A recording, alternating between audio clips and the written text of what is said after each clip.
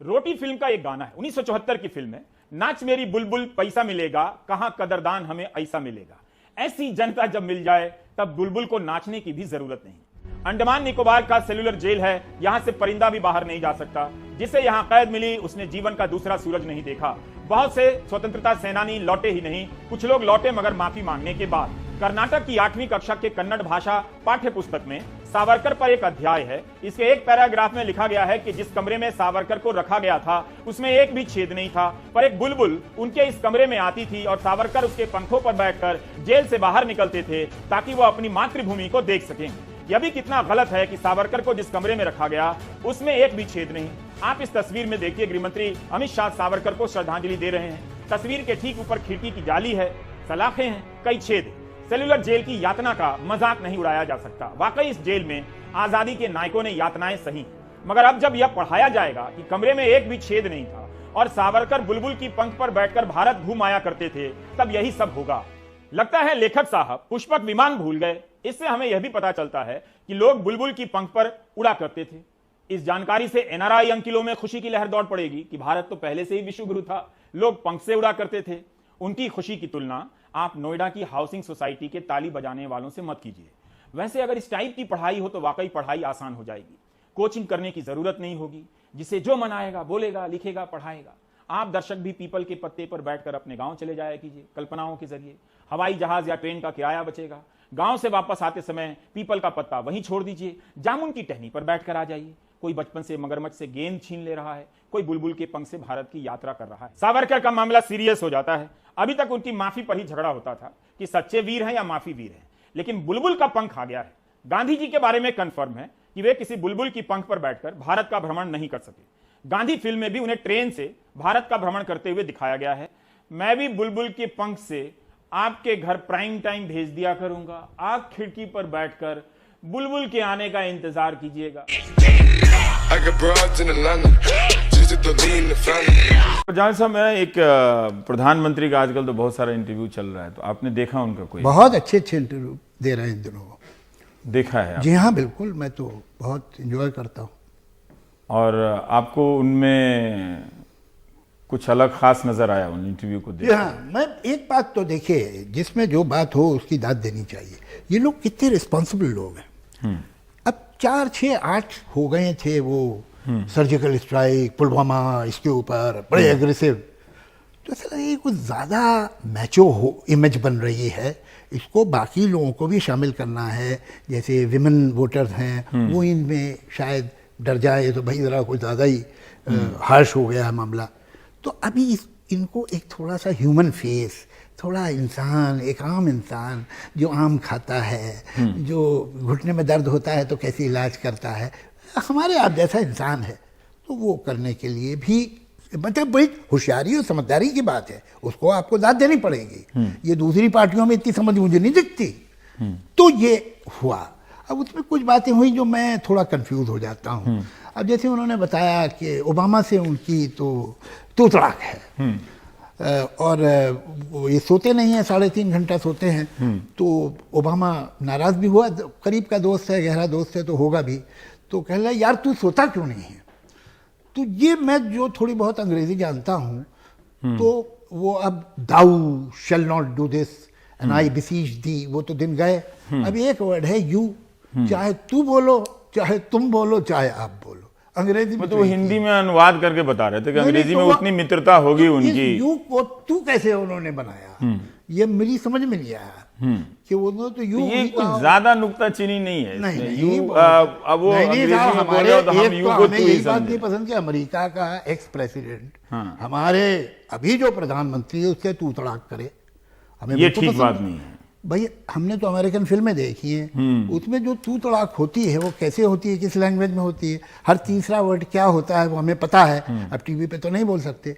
तो क्या ओबामा की इतनी हिम्मत हो गई कि इस तरह के शब्द, अश्लील शब्द इस्तेमाल करता है हमारे प्रधानमंत्री के लिए? ये तो भाई बड़ी गलत बात है। तो ये सब सवाल जहन में आते हैं। आप इतने लोगों के चुनाव प्रचार में गए, तो आपको लगा नहीं कि आप भी चुनाव में मैदान में उतर जाते कहीं से?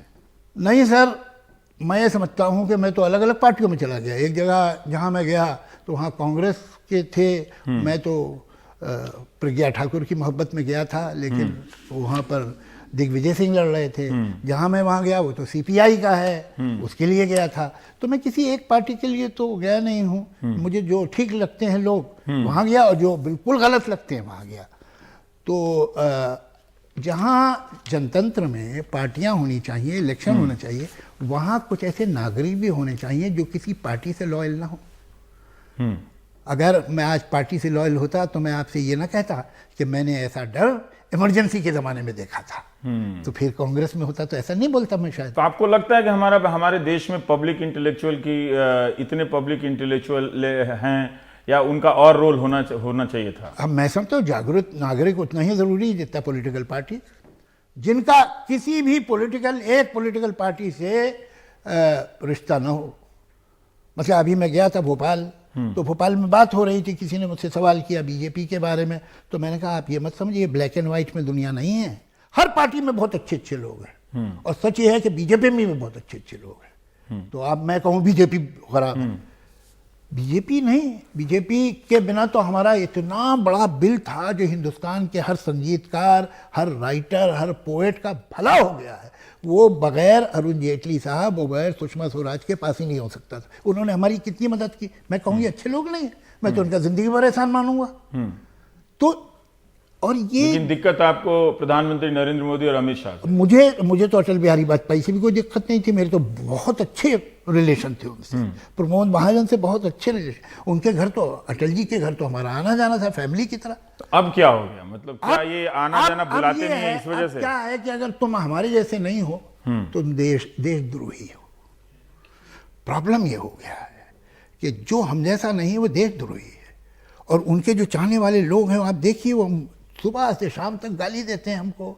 और कमाल ये है कि अब मैं कुछ बोलता हूँ तो ये जो कुछ मुसलमानों के आते हैं मुझे मैसेज के, तुम जो है ज़मीर तुमने बेच दिया है, तुम अपना नाम हिंदू रख लो, क्यों हो। ये भी गालियाँ आती हैं। और दूसरी तरफ से ये भी आते हैं कि इनका आता है कि पाकिस्तान चले जाओ। तो ये इनके चाहने वाले हैं। ये वो लोग हैं कि अगर आप एक वर्ड इस सरकार के बारे में कुछ बोलिए तो जो गालियां हैं उससे मालूम होता है किस तरह के लोग इनके फॉलोअर हैं। नमस्कार, मैं रवीश कुमार। गोदी मीडिया और हाफ गोदी मीडिया को समझने का एक तरीका बताना चाहता हूं। आप देखें या ना देखें, गोदी मीडिया ऐसी हरकतें कर ही देता है कि उसकी करतूत आपके पास और दुनिया भर में पहुंच जाती है। हाफ गोदी मीडिया की करतूत को बहुत ध्यान से देखकर भी कई लोग पकड़ नहीं पाते हैं। हाफ गोदी मीडिया अपना काम शालीन भाषा और विद्वता की आड़ में करता है। वो आपको मूल सवालों से भटकाकर दूसरे सवालों की गली में ले जाता है। मेरी इस बात को आप YouTube में कम से कम 4 बार सुनिए, तभी आप हाफ गोदी मीडिया के कार्यक्रमों और वीडियो को समझ पाएंगे कि किस तरह मूल सवाल से ध्यान हटाकर रणनीतिक साझेदारी, स्ट्रेटेजिक डिटेल्स और समझौतों का ब्यौरा दिया जाने लगता है। खाड़ी के देशों में कितने भारतीय काम करते हैं, वहां से कितना पैसा भारत आता है, ये सब बताते बताते आपको वहां ले जाया जाता है जहां लगता है कि प्रधानमंत्री के किसी विदेश दौरे को लेकर शानदार विवरण पेश किया जा रहा है। ऐसा नहीं है कि उससे आपको जानकारी नहीं मिलती है, मगर उसकी आड़ में आपको वह मुद्दे से हटा ले जाता है। इस तरह से गोदी मीडिया की तुलना में हाफ गोदी मीडिया सरकार की कहीं ज्यादा बेहतर खिदमत कर देता है। एक और उदाहरण से समझिए। चांदनी चौक देखने आए लोगों को बबलू गाइड दिन भर पराठे वाली गली में उलझाए रहता है ताकि आपकी नजर चांदनी चौक की अव्यवस्था पर ना जाए। आपको लगेगा कि चांदनी चौक में अगर सबसे महत्वपूर्ण है तो पराठे वाली गली है।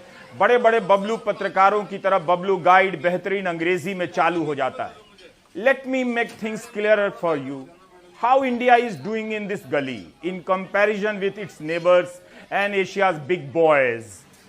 For the moment forget about Chandni की गली, लेट्स फोकस ऑन पराठे वाली गली। इस तरह पत्रकार अंग्रेजी में पराठे वाली गली की स्ट्रेटेजिक व्याख्या करने लग जाते हैं। आपका ध्यान मूल सवाल से भटक जाता है। इस समय मूल प्रश्न है हेट स्पीच और भारत में उसकी राजनीतिक मान्यता का। क्या सरकार की तरफ से अनेक मौकों पर हेट स्पीच को मान्यता नहीं दी गई? ठीक है कि इस समय सारा फोकस गोदी मीडिया के डिबेट में आने वाले प्रवक्ताओं पर है, लेकिन बहुत से नफरती भाषण ऐसे हैं जो डिबेट के बाहर दिए गए हैं। सांसदों ने दिए हैं, मंत्रियों ने दिए हैं और समर्थकों ने दिए हैं। यह सवाल थोड़ा टफ है, इसलिए हाफ गोदी मीडिया के पत्रकार विश्लेषण के नाम पर स्ट्रेटेजिक और जियोपॉलिटिकल वाली गली में आपको दिल्ली दिखा रहे हैं। जनवरी 2020 में छपी कुछ हेडलाइन आपके सामने हाजिर है। द प्रिंट की headline, days before budget minister Anurag Thakur chants देश के गद्दारों को गोली मारो dash dash dash. Indian Express की हेडलाइन है, मिनिस्टर अनुराग ठाकुर चांट्स देश के गद्दारों को पोल रैली क्राउड कंप्लीट्स गोली मारो डैश डैश डैश। हिंदी में मतलब हुआ, मंत्री अनुराग ठाकुर ने देश के गद्दारों के नारे लगाए तो भीड़ ने उसे गोली मारो डैश डैश के नारे से पूरा कर दिया। दैनिक भास्कर की हेडलाइन देखिए, रैली इलेक्शन देश के गद्दारों को गोली मारो डैश डैश को नारे पर मुश्किल में अनुराग ठाकुर। इसी ने मांगी रिपोर्ट। क्या यह हेट स्पीच है या नहीं है, यही तय करने का अभी समय है। क्या इस तरह के नारों के खिलाफ प्रधानमंत्री ने कभी कुछ बोला है, यह पता करने का समय है। यह जानने का समय है कि इस नारे के बाद भी अनुराग ठाकुर राज्य मंत्री से कैबिनेट मंत्री बनते हैं, सूचना प्रसारण मंत्री। अनुराग ठाकुर का यही जवाब है कि उन्होंने केवल देश के गद्दारों के नारे लगाए, गोली मारने के नहीं। यह व्याख्या शानदार लगती है। जब आप नारे लगाने के लिए बोलते हैं तो पता होता है कि जनता उधर से क्या बोलने वाली है। क्या यह सफाई काफी है? गद्दारों को गोली मारो, देश के गद्दारों को तक आवाज आनी चाहिए, गिरिराज जी को सुनाई दे। देश के गद्दारों को, देश के गद्दारों को, देश के गद्दारों को। आपने भी कहा था, यानी कि वो चिंगारी जब जली उसमें कहीं ना कहीं सबसे पहले आपने भी शुरुआत की। क्या कहा मैंने? गोली मारो वाली आपने कहा नहीं, गोली मारो। ये आप लोग बिल्कुल झूठ बोल रहे हैं। हेट स्पीच का दायरा बहुत बड़ा है। हेट स्पीच ही अब मेन स्ट्रीम है, आज की राजनीति की मुख्य धारा की भाषा। इसके समर्थन में अनगिनत चुनावी भाषण आपको दिखा सकता हूं।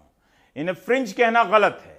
यही नहीं, राजनीतिक रूप से भी वैचारिक और धार्मिक खेमे के लोग अलग अलग मंचों से एक ही थीम पर नफरती भाषण देते रहे हैं, जिसे मैं एंटी मुस्लिम नेशनल सिलेबस कहता रहा हूं। हैसियत के हिसाब से इन वक्ताओं में फर्क करने का कोई मतलब नहीं रह गया है। हेट स्पीच का एक राजनीतिक समाज बन चुका है, जिसमें रिटायर्ड अंकिल, हाउसिंग सोसाइटियों के सदस्यों से लेकर स्कूल कॉलेजों के पूर्व छात्रों का समूह भी शामिल है। हेट स्पीच के दायरे में गोदी मीडिया के चैनलों के स्क्रीन पर लिखे जाने वाले इस तरह की हेडलाइनें भी आती हैं। डिबेट के भड़काऊ सवाल भी आते हैं। ऐसे डिबेट में केवल बीजेपी के प्रवक्ता नहीं आते, उनके साथ संघ विचारक आते हैं, कई यूनिवर्सिटी के प्रोफेसर आते हैं, धर्मगुरु आते हैं, किसी मठ के महंत को बुलाया जाता है, मौलाना तो होते ही हैं, इस्लामिक विद्वान भी लाए जाते हैं। विपक्षी दलों के प्रवक्ता तो कुर्सी लगाकर चिपके रहते हैं। ये सब मिलकर हेट डिबेट को मान्यता देते हैं और नफरती बातों को उकसाने का अवसर उपलब्ध कराते हैं, जहां केवल नफरती बातों का ही शोर सुनाई देता है। अब ऐसे लोगों के खिलाफ सरकार कभी सख्त कार्रवाई नहीं करती, या करती है तो वह खानापुर्ती ज्यादा लगती है। इनके खिलाफ कार्रवाई का मतलब है अपने राजनीतिक और धार्मिक अभियानों को बंद कर देना। यह काम नहीं होगा, वरना राजनीति की दुकान बंद हो जाएगी। इसलिए इस समय यह सवाल उठते रहना चाहिए कि प्रधानमंत्री और गृह मंत्री के भाषणों के कुछ अंश नफरती भाषण के दायरे में आएंगे या नहीं। उन्हें कब तक चुप रहना चाहिए। याद रहे, हेट स्पीच साफ साफ बोली जाती है तो इशारों में भी बोली जाती है। दोनों ही शैली में एक ही समुदाय को टारगेट किया जाता है। आप कैसे भी किसी समुदाय को टारगेट करें, वो हेट स्पीच ही है।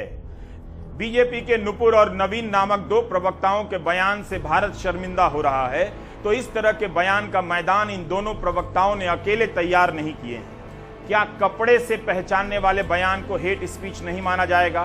क्या नफरती भाषणों को सभी ने हर स्तर पर मान्यता नहीं दी, शह नहीं दिया?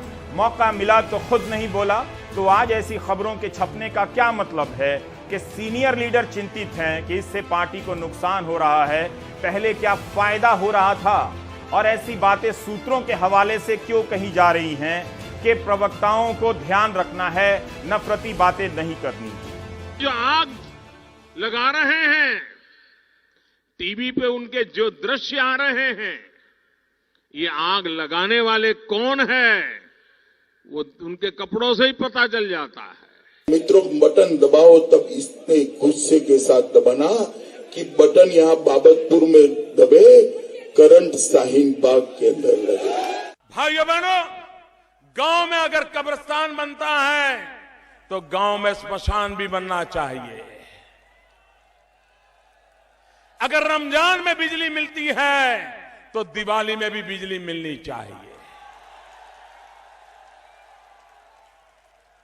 अगर होली पे बिजली मिलती है तो ईद पर भी बिजली मिलनी चाहिए। आपका निजाम का मतलब शासन होता है। निजाम का मतलब क्या था? जरा उत्तर प्रदेश की जनता को सच सच बताइए। उनके निजाम का मतलब है एन से नसीमुद्दीन, आई से इमरान मसूद, जेड से आजम खान और एम से मुख्तार अंसारी। भाई आप मुझे बताओ, आपको नसीमुद्दीन, इमरान, आजम और मुख्तार वाला निजाम चाहिए क्या? चाहिए क्या? खाड़ी के देशों में कितने भारतीय काम करते हैं, वहां से कितना पैसा आता है, सच पूछिए तो इन सब पर असर नहीं पड़ने वाला है। ऐसी नौबत नहीं आएगी, ना इसके आगे भारत के संबंध बिगड़ेंगे।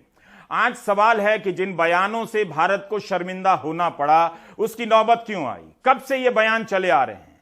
क्या उसके दोषी केवल 2 प्रवक्ता हैं? क्या बाकी नेताओं के बयानों में इससे कुछ कम अति और अत्याचार नजर आया है? ये लोग आपके घरों में घुसेंगे, आपकी बहन बेटियों को उठाएंगे, उनको रेप करेंगे, उनको मारेंगे। इसलिए आज समय है, कल मोदी जी नहीं आएंगे बचाने। बहुत बड़ी हमारे पूर्वजों से भूल हुई, जिसका खामियाजा हम यहाँ भुगत रहे हैं। अगर उस समय मुसलमान भाइयों को वहां भेज दिया गया होता और हिंदू को यहां, तो आज ये नौबत ही नहीं आती। अगर सारा फोकस इसी पर रहेगा कि नफरती भाषण या हेट स्पीच की लाइन कहां खत्म होनी चाहिए, तब हेट स्पीच के लिए इससे बड़ी जीत नहीं हो सकती। नफरती भाषण या विचार जहां से शुरू होता है, वहीं पर अंतिम लाइन खींचने की जरूरत है। ऐसे विचार शुरू होने के बिंदु से ही समाज को जहरीला बनाने लगते हैं। अगर यह सवाल माइनॉरिटी की सुरक्षा का है तो मेजॉरिटी का भी है। माइनॉरिटी को निशाना बनाने के लिए मेजॉरिटी बहुसंख्यक के बेटों में नफरत भरी जा रही है, ताकि उनके बेटे डॉक्टर बनने के बजाय दंगाई बन जाएं। सावधान रहिएगा। बीजेपी के प्रवक्ताओं के खिलाफ कार्रवाई कर देने के बाद भी नाराजगी जाहिर करने वाले देशों की संख्या बढ़ती रही।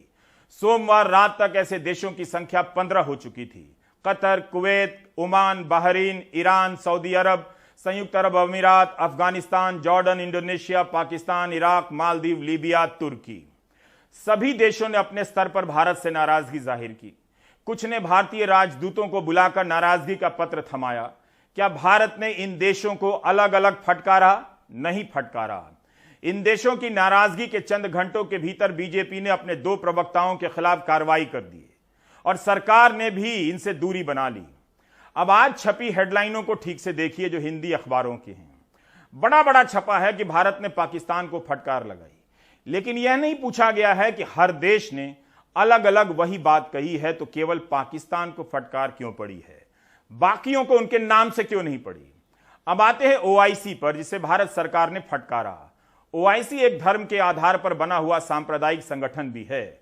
Organisation of Islamic Cooperation OIC के 57 सदस्य देश हैं। सारे सदस्यों ने तो बयान नहीं दिए, लेकिन जिन 15 देशों ने नाराजगी जाहिर की वे सभी इसके भी मेंबर हैं। भारत सरकार ने ओआईसी के बयान पर फटकार लगाई, तो क्या यह मान लिया जाए कि भारत सरकार ने सभी 15 देशों को जवाब दिया? क्या सरकार ने कतर को जवाब दिया कि हम सार्वजनिक माफी नहीं मांगेंगे? फिर बीजेपी ने एक्शन क्यों लिया? इसलिए ना, ताकि भारत के राजदूत इन देशों को तुरंत बता सकें कि कार्रवाई में देरी नहीं हुई। अगर ओआईसी के बयान से भारत को सांप्रदायिकता की बू आती है, तो फिर 15 अलग अलग देशों के इसी तरह के बयान से सांप्रदायिकता की बू क्यों नहीं आती है? ओआईसी एक विवादित संस्था रही है। लेकिन यह विवाद उसके मन से बाद में उठा।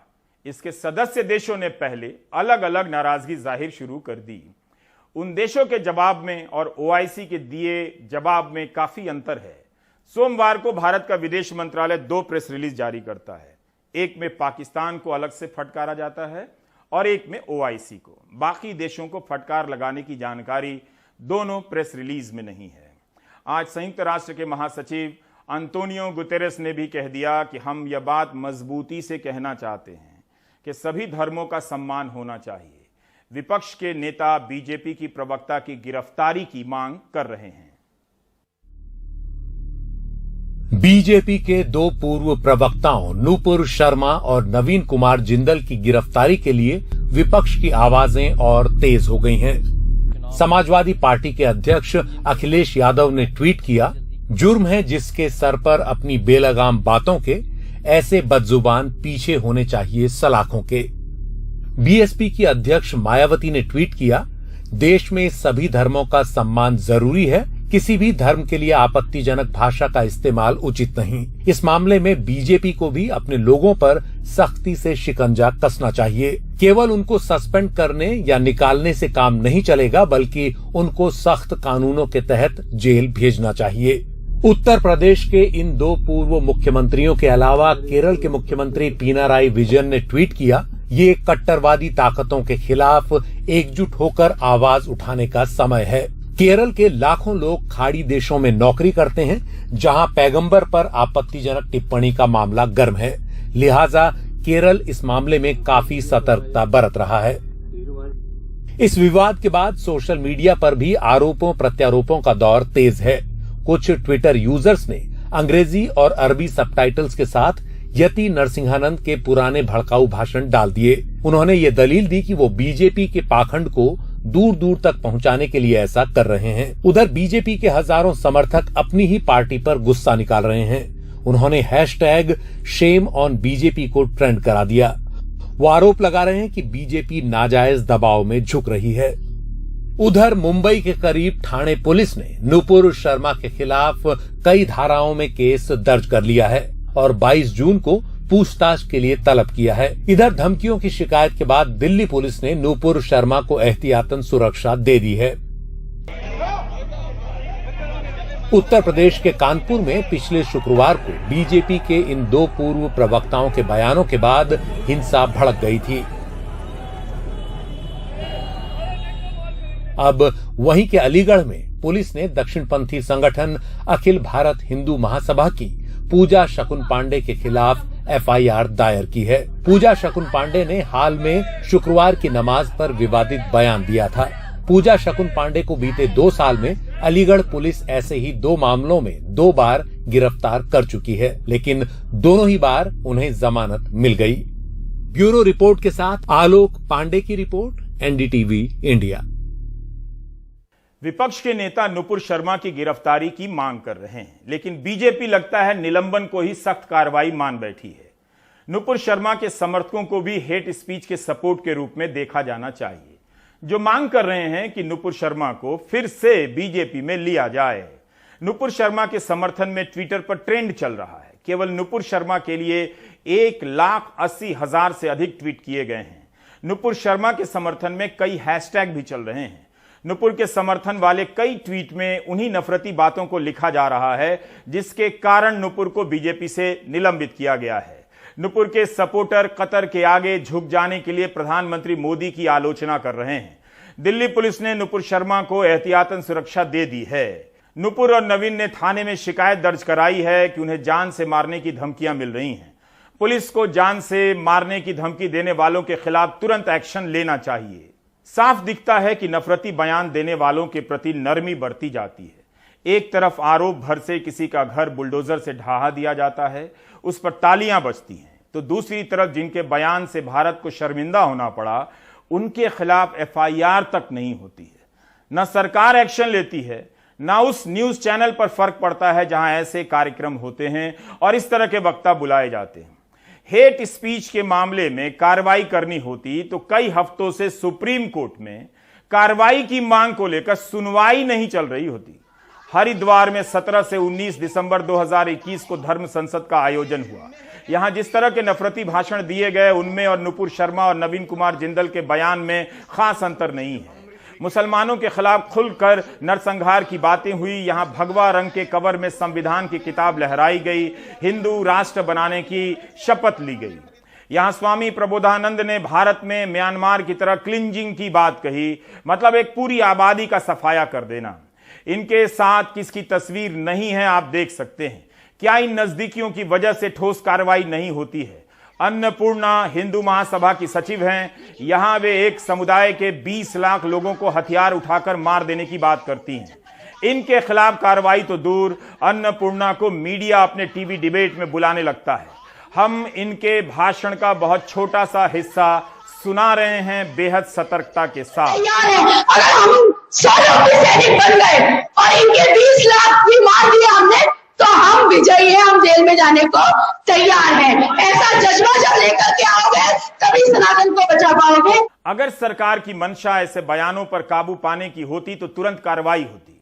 तब कोई क्यों नहीं बोला? क्या यह बयान नुपुर शर्मा के बयान से कम नफरती हैं? ऐसी सोच के लोगों को गोदी मीडिया डिबेट में कैसे बुला सकता है? इसे कुछ और नहीं, केवल हेट स्पीच कहते हैं। नफरती भाषण, समाज को दंगों की आग में झोंक देने वाला भाषण। साध्वी अन्नपूर्णा अलीगढ़ की रहने वाली हैं और पूजा शकुन पांडे के नाम से चर्चित हो चुकी हैं। जब इन्होंने 30 जनवरी 2019 के रोज ये काम किया, नकली पिस्तौल से गांधी की तस्वीर पर ठाए कर उनकी हत्या का अभ्यास कर रही हैं।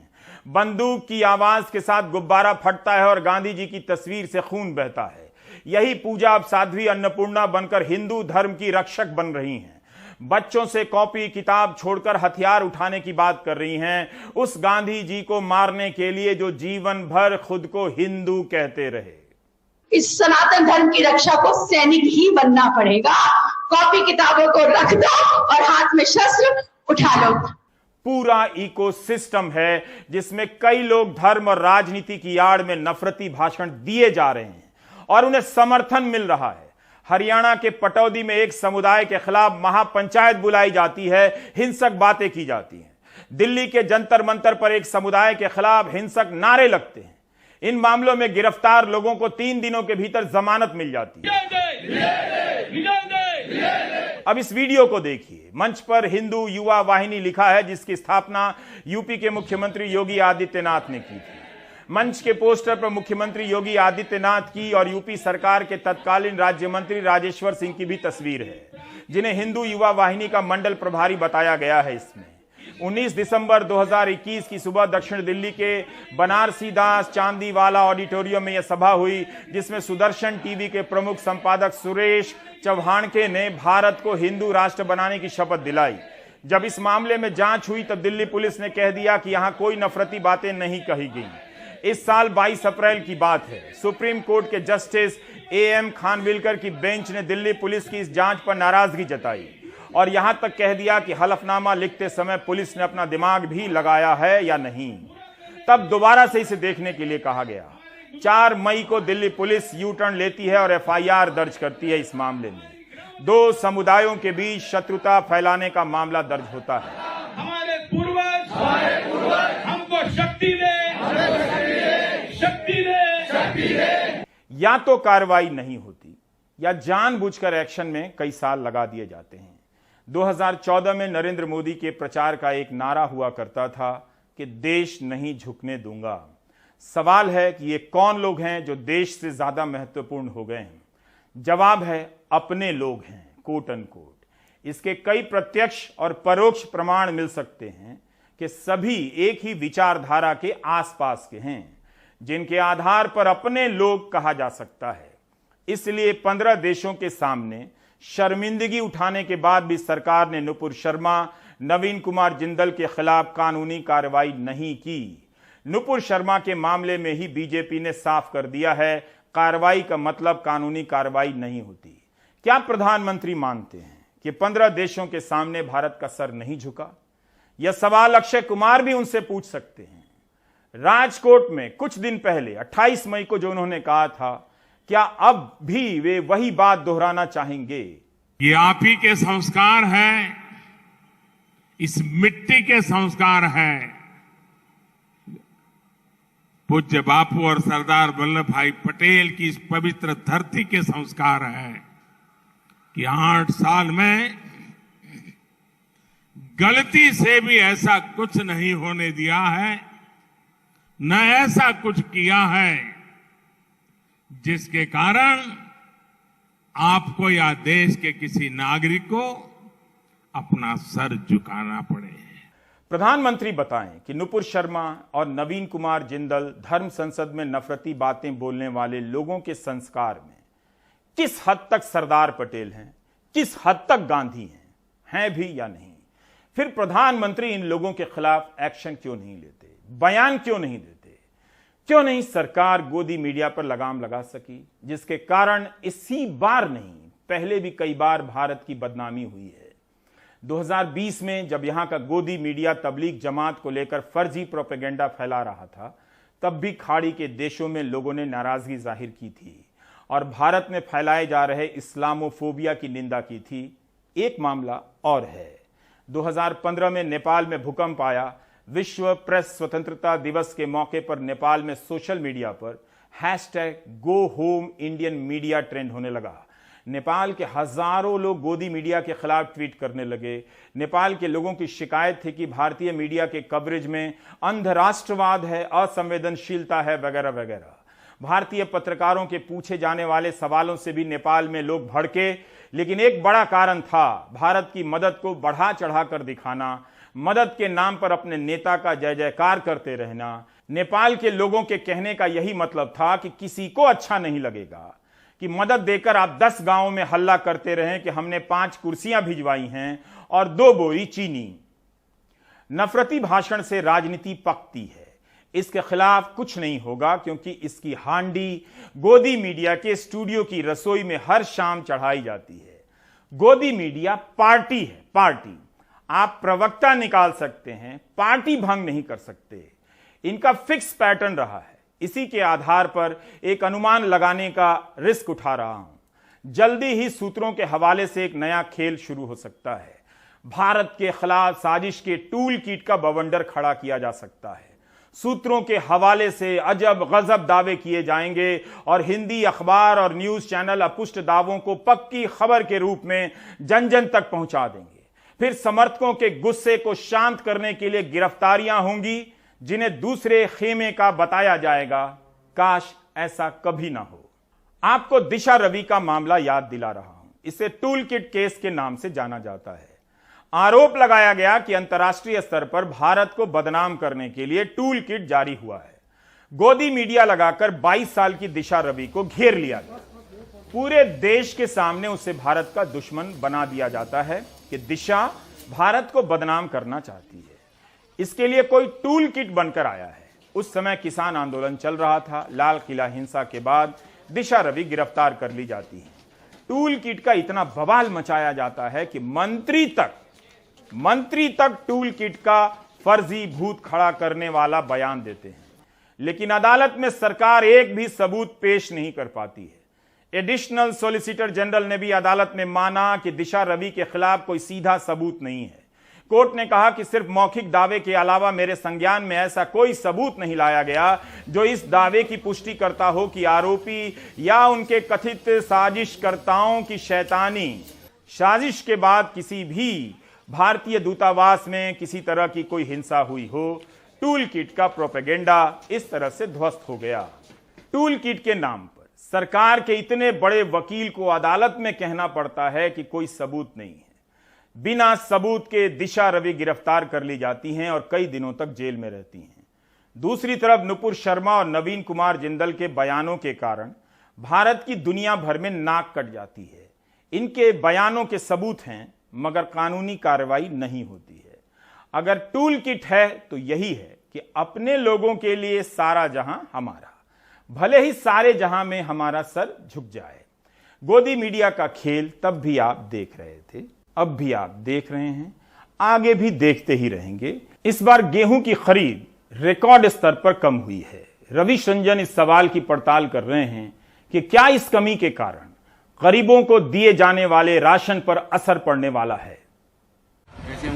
चंद्रशेखर जैसे तमाम गरीब परिवारों को अब गेहूं की जगह चावल दिया जा रहा है। हालांकि पश्चिमी उत्तर प्रदेश के कई इलाकों में लोग चावल कम खाते हैं, लेकिन अब इसी से काम चलाना पड़ेगा। गेहूँ नहीं मिलेगा तो परेशानी होगी, क्योंकि अधिकांश लोग गेहूँ खाते हैं। अच्छा। चावल तो कम इस्तेमाल में आता है। अच्छा। तो गेहूँ मिलना जरूरी है। गेहूँ मिलना जरूरी है। क्या लगता है आप लोगों को इस बार गेहूँ नहीं मिलेगा अगले महीने से आप लोगों को? नहीं मिलेगा तो चलाना तो पड़ेगा, कुछ ना कुछ तो खाने के लिए चाहिए। देश भर में 81 करोड़ गरीबों में बंटने वाले गेहूं की मात्रा को अब कम किया जा रहा है। केंद्र सरकार ने 11 राज्यों के गेहूं आवंटन में कमी करके करीब 116 लाख टन गेहूं का स्टॉक बचा लिया है, ताकि बाजार में आटे का भाव स्थिर रखा जा सके। हमारे पास 273 लाख मीट्रिक टन का स्टॉक था लास्ट ईयर, कुल मिलाकर के ओपनिंग स्टॉक एंड और उसके बाद हमारा 433 का प्रोक्योरमेंट हुआ, तो 706 के करीब हमारा स्टॉक था। इस साल जो आपने बात कही, प्रोक्योरमेंट को कम देखते हुए हमने राइस और व्हीट के एलोकेशन के रेशियो में खाली चेंज किया है, और उन राज्यों में जहां पर राइस का एलोकेशन 0 है, व्हीट 100% है, उनको अभी भी 100% व्हीट मिलेगा। लेकिन जिन राज्यों में मिक्स है, जहां पर 60-40 था, तो वहां पर 40-60 कर दिया है। लेकिन क्या इस कदम से गेहूं का संकट टल जाएगा? इसकी जब हमने पड़ताल की तो पाया कि 10 साल में गेहूं की सरकारी खरीद 2016-17 में 229 लाख टन, 2020-21 में 389 लाख टन, 2021-22 में 433 लाख टन और 2022-23 यानी इस साल सबसे कम महज 187 लाख टन गेहूं की सरकारी खरीद हुई। इसका असर मई में देखने को मिला। आटे के दाम में 15% की बढ़ोतरी हुई है। सरकार के सामने सबसे बड़ी चुनौती अब बफर स्टॉक को बनाए रखने के साथ गेहूं की अव्यवस्थित ट्रेडिंग रोकने की भी है। ऐसे समय पर जब लोग पूरी तरह से डिपेंडेंट हैं सरकार के द्वारा दिए गए राशन के ऊपर, प्रोक्योरमेंट और डिस्ट्रीब्यूशन सही रहना चाहिए है, जिससे कि लोगों की फूड कंजम्पशन ठीक रहे। जिस तरीके के आंकड़े हम लगातार देख रहे हैं, चाहे वो ग्लोबल हंगर इंडेक्स हो या तमाम जो स्टडीज आई हैं, वो दिखा रही हैं कि कितनी बुरी हालत है लोगों की। और ऐसे में इस तरीके के डिसरप्शंस जो हैं वो लोगों के फूड इनसिक्योरिटी को बहुत बढ़ा देते हैं। करीब 220 लाख टन गेहूं प्रधानमंत्री गरीब कल्याण योजना के लिए जरूरत होती है, और करीब 260 लाख टन गेहूं सामान्य जो राशन प्रणाली है उसके लिए जरूरत है। जबकि सरकार के पास किसी भी तरीके से करीब 370 या 380 लाख टन गेहूं नहीं होगा बकाया, और इस साल भी करीब ऐसे में उसके पास यही विकल्प था कि वो जो राशन में और प्रधानमंत्री गरीब कल्याण अन्न योजना के तहत मुफ्त अनाज देती है उसमें गेहूं की मात्रा घटा दे और उसको चावल से उसको विकल्प के रूप में उसकी आपूर्ति करे। भारत में सबसे ज्यादा गेहूं पैदा करने वाले राज्यों में मसलन उत्तर प्रदेश, पंजाब और हरियाणा में भी गेहूं की खरीद बहुत ही कम हुई है। अकेले उत्तर प्रदेश में 31 मई को सरकारी खरीद बंद होने के बाद महज 2.98 लाख टन गेहूं की खरीद हुई, जबकि पिछले साल 56.21 लाख टन गेहूं खरीदा गया था। ये खबर करके हम आपको डरवाना नहीं चाहते हैं, लेकिन बदलते मौसम, रूस यूक्रेन युद्ध के चलते गरीबों के थाली की रोटी की समस्या को हल करने की दिशा में सरकार को गंभीर प्रयास करने पड़ेंगे, वरना कुछ कंपनियों ने किसानों से बड़ी तादाद में गेहूं खरीदा है जिसे वो अच्छे मुनाफे पर बेचना चाहती हैं। दिल्ली से रवीश रंजन शुक्ला, एनडीटीवी इंडिया।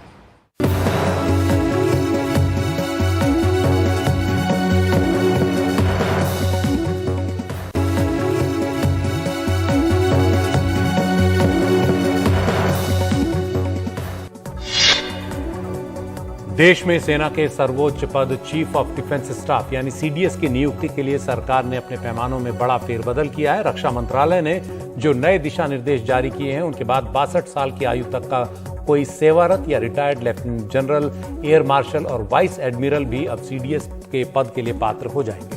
इससे सेना के तीनों अंगों के दूसरी सबसे ऊंची रैंक के अफसर भी अपने प्रमुखों से ऊपर सीडीएस के तौर पर नियुक्त किए जा सकेंगे। सरकार ने इसके लिए एयरफोर्स एक्ट, आर्मी एक्ट और नेवी एक्ट में बदलाव के 3 अलग-अलग नोटिफिकेशन जारी किए हैं। देश के पहले chief of defence staff general Bipin Rawat के पिछले साल 8 दिसंबर को एक हेलीकॉप्टर दुर्घटना में निधन के बाद से नए सीडीएस की नियुक्ति का इंतजार बना हुआ है।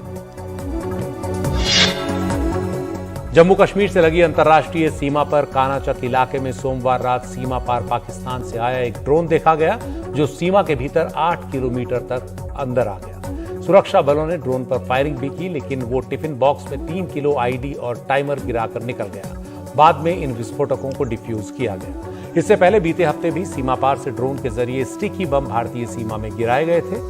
इस बीच बुधवार से गांदरबल के तुलमुला इलाके में खीर भवानी मंदिर का मेला शुरू हो रहा है। 2 साल बाद हो रहे इस मेले में श्रद्धालुओं की सुरक्षा को लेकर कड़े बंदोबस्त किए जा रहे हैं।